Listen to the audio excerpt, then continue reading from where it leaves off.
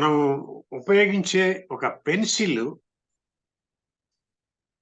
ని మనము సింబాలిక్ గా చూసినప్పుడు దాని ద్వారా మనం ఎట్లా అది మన పర్సనాలిటీని ఎట్లా కల్టివేట్ చేసుకోవచ్చు, ఎలా డెవలప్ చేసుకోవచ్చు అనేది పెన్సిల్ ద్వారా కూడా మనము నేర్చుకోవచ్చు.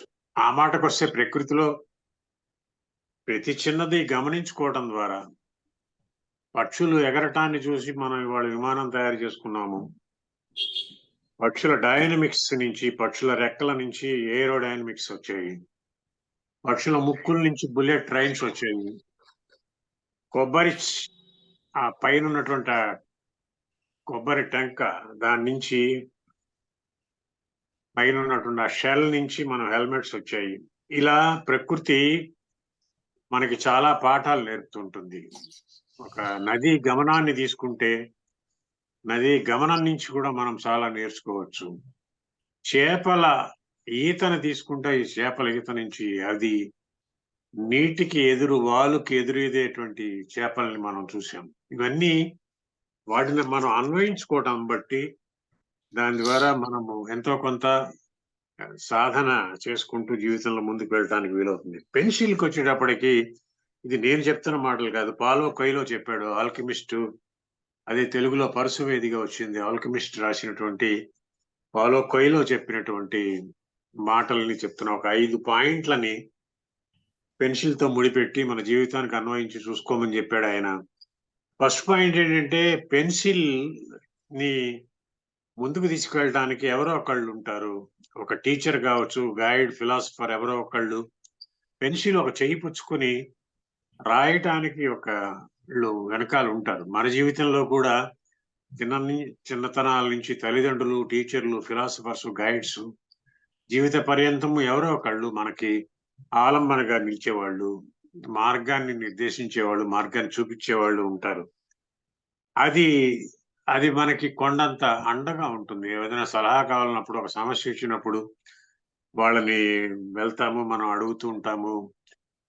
క్రైసిస్ సిచ్యువేషన్స్, అందులో ప్రత్యేకించి ఇవాల్టి రోజుల్లో రోజు ఒక క్రైసిస్ ఉన్నప్పుడు ఆ క్రైసిస్ లో నుంచి మనం బయటపడటానికి ఒక గైడ్ తప్పనిసరిగా ఎట్లా కావాలో, పెన్సిల్ని ఎట్లయితే చేయిపుచ్చుకుని రాస్తే అది ముందుకెళ్తుందో మనకు కూడా ఒక గైడ్, టీచర్ ఉంటారు.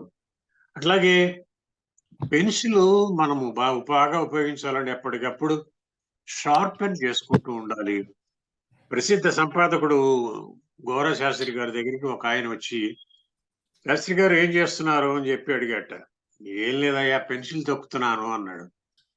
పెన్సిల్ చెక్కటం అనేది కేవలం పెన్సిల్ చెక్కడం కాదు, అది ఎప్పటికప్పుడు మన వృత్తి కౌశలాన్ని సానబెట్టుకోవటము అనేది అందులో ఆ మాటల్లో ఇమిడి ఉంది.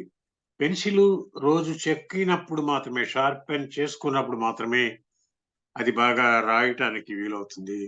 అందువల్ల మనము మన స్కిల్స్ కావచ్చు, మన లైఫ్ లో మనం నేర్చుకున్న విషయాల నుంచి ఎప్పటికప్పుడు సెల్ఫ్ ఇంప్రూవ్మెంట్ కి స్కోప్ ఉంది పెన్సిల్ ని చెక్కినట్టుగా. అట్లాగే పెన్సిల్ తో అటాచ్ అయ్యి ఒక రబ్బర్ ఉంటుంది. పెన్సిల్ తో ఏదైనా మనం పొరపాటు రాస్తే ఇమీడియట్ గా దాన్ని ఎరేజ్ చేసేసి మళ్ళీ కొత్తది రాసుకోవడానికి వీలుగా రబ్బర్ అనేది తోడుగా ఉంటుంది. జీవితంలో కూడా మనం చేసేటువంటి తప్పిదాలు కావచ్చు, పొరపాట్లు కావచ్చు, ఇవన్నిటినీ కూడా సరిదిద్దుకునేటువంటి మార్గాలు ఉన్నాయి కనుక పెన్సిల్ కి రబ్బర్ ఎట్లాగో మన జీవితంలో సరిదిద్దుకునే ప్రయత్నాలు కూడా అలా ఉంటూ ఉంటాయి.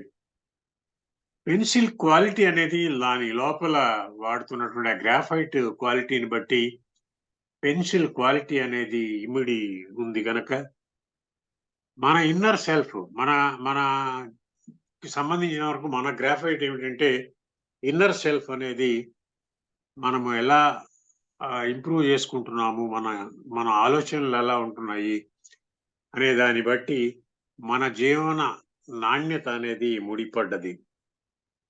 పెన్సిల్ ఎప్పుడు కూడా ఒక మార్క్ వేస్తూ ఉంటుంది. పెన్సిల్ తో రాసినది ఒక ఒక ముద్ర ఎట్లయితే వేస్తుందో మనం కూడా చుట్టూ ఉన్న సమాజం మీద మన మన యాక్టివిటీస్ ద్వారా, మన సర్వీసెస్ ద్వారా మనం కూడా ఒక మార్క్ వేయటానికి ప్రయత్నం చేయాలి. సో 5 క్వాలిటీస్ పెన్సిల్ లో ఉన్నాయి. ఆ 5 క్వాలిటీస్ ని మనలో కూడా ఇంబైబ్ చేసుకున్నప్పుడు తప్పనిసరిగా మనము మరింతగా ముందుకు వెళ్ళటానికి అది వీలవుతుంది. This is the first part. నేను ఒక మంచి మాట చెప్పడానికి పౌలో కొయిలో చెప్పిన మాటిది.